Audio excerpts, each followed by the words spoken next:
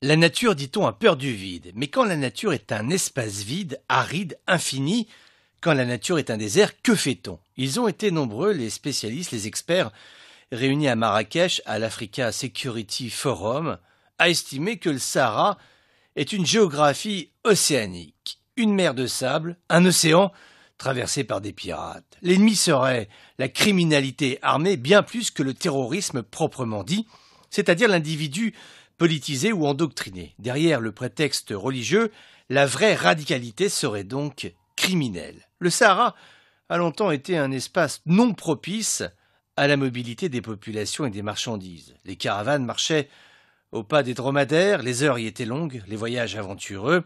Aujourd'hui, avec les moteurs diesel, traverser le Sahara du nord au sud sur une zone roulante peut être l'affaire de quelques dizaines d'heures. Le GPS a brisé la solitude des grands espaces.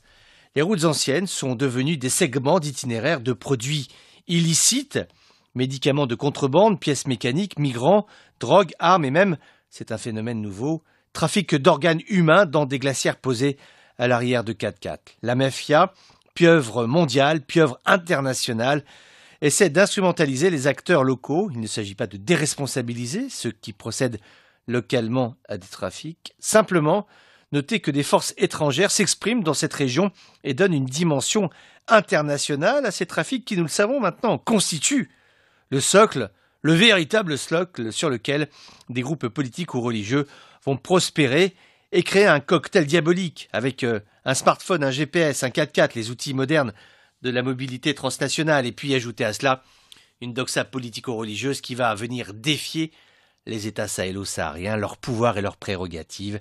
La nature n'apprécie guère le vide. Il est urgent de restaurer l'autorité des États dans la région pour qu'ils puissent recouvrer leur pleine autorité, ramener de l'ordre dans ces zones en proie au désordre. Pour mesurer l'ampli du défi, juste un chiffre, il y a 600 millions d'armes dans le monde. Environ 30% sont en Afrique.